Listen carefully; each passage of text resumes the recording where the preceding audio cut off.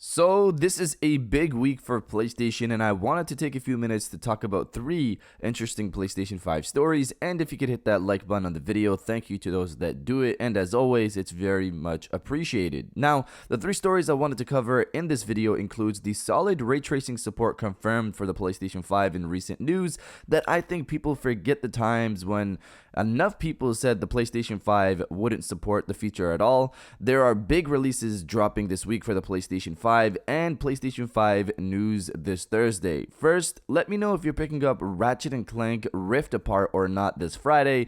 I've personally had the game pre-ordered for a while now, and I'm very much excited to play the next entry in the franchise, but that's just me. So comment below, are you picking up Ratchet and Clank Rift Apart this Friday or not? Let me know down in the comments below. Now, diving into the first story of the video, PS5 updates this Thursday. So, there are a lot of games still yet to come to the PlayStation 5 this year, and I don't expect some of the big ones to be shown or given updates this Thursday, but maybe some of the smaller games might be there. This Thursday, for those who don't know, is the Summer Games Fest live kickoff show. This show, according to the host and creator, Jeff Keighley, is meant to kick off the summer events, which includes many of the showcases that are a part of E3 and beyond. The show will be 2 hours long and will go live this Thursday at 2 p.m. Eastern Time, and you can watch it by really going to any of the Game Awards channels on Twitch, YouTube. I'll have the YouTube link below. Now, what about PlayStation at this event? So, Jeff Keighley recently tweeted out on his account the following in regards to the event.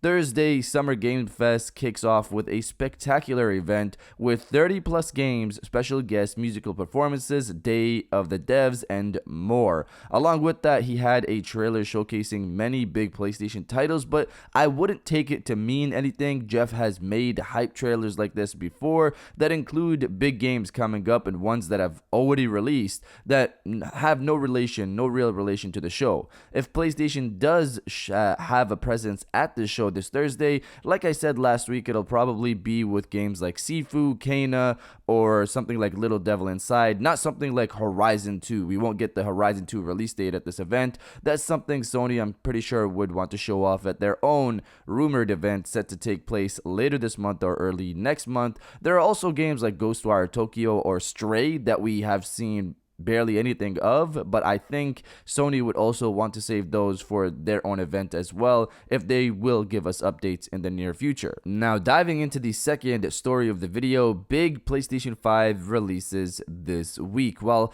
Sony might not have a big event during the E3 timeframe, they made sure PlayStation fans were still busy with games. 2 big PlayStation 5 exclusive releases are dropping this week that you can tell Sony timed these specifically for E3 time, because why else would they release them just a day apart? The games dropping this week includes, of course, Ratchet and Clank Rift Apart, which I have preloaded on my PlayStation 5 right now, and I am beyond excited to play it this Friday after replaying the entire Ratchet and Clank Future series on PlayStation 3/PlayStation Now recently to hype myself up for this day. Alongside Ratchet and Clank, we also have Final Fantasy 7 Intergrade, which is essentially a remaster of the PlayStation 4 game for PlayStation 5 with new content that wasn't in the original game, dropping this Thursday. I'm not the biggest Final Fantasy fan, but there are, of course, many out there who have been waiting to play this game on PlayStation 5 and others who want to play the new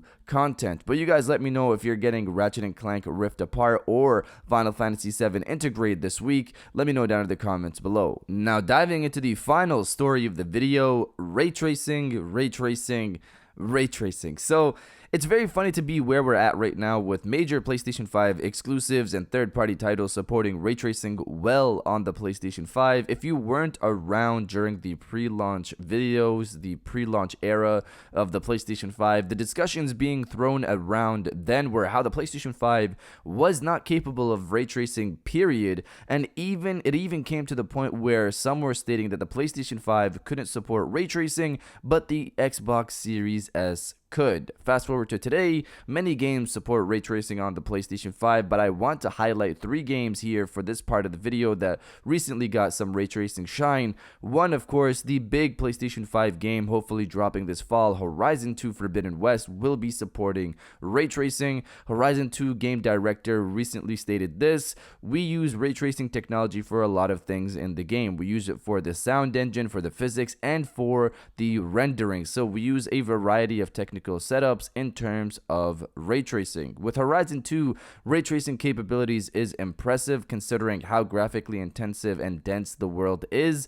Beyond Horizon 2, we have the big one dropping this Friday, Ratchet and Clank Rift Apart. This game, much like Insomniac's previous games like Spider-Man Miles Morales, will be supporting ray tracing on the PlayStation 5 as well. Beyond that, as confirmed by the developer recently, Insomniac Games, the game will also be supporting performance ray tracing, which pretty much means 60 frames per second with ray tracing support on, but at a lower resolution. I've got to see this myself, but I might play the game at 4K 30 just to soak in all the visuals because, again, like Horizon 2, Ratchet and Clank Rift Apart is graphically intensive. The visuals and lively worlds are on another level. And finally, Ghostwire Tokyo will also be supporting ray tracing according to the official PlayStation page for the game, which states, "With ray tracing and HDR, the power and speed of the PlayStation 5 console allows you to explore Tango Gameworks' unique vision of Tokyo twisted by a supernatural presence." So again,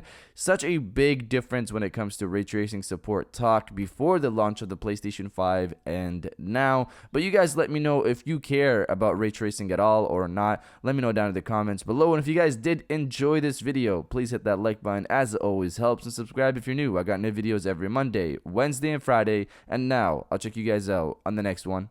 And welcome back to the after show. This is the part of the video where we have a little fun down in the comments below. If you're old, welcome back. If you're new, welcome. For today's thing, what I want you guys to do is to body, obliterate, destroy, and overall harass the comment section with "Bring on the rays of light." Obviously, this is in reference to the ray tracing support on the PlayStation 5 and how well it's been. So if you're excited for all of that and excited for future games that are supporting ray tracing as well on the PlayStation 5, destroy the comment section with "Bring on the rays of light."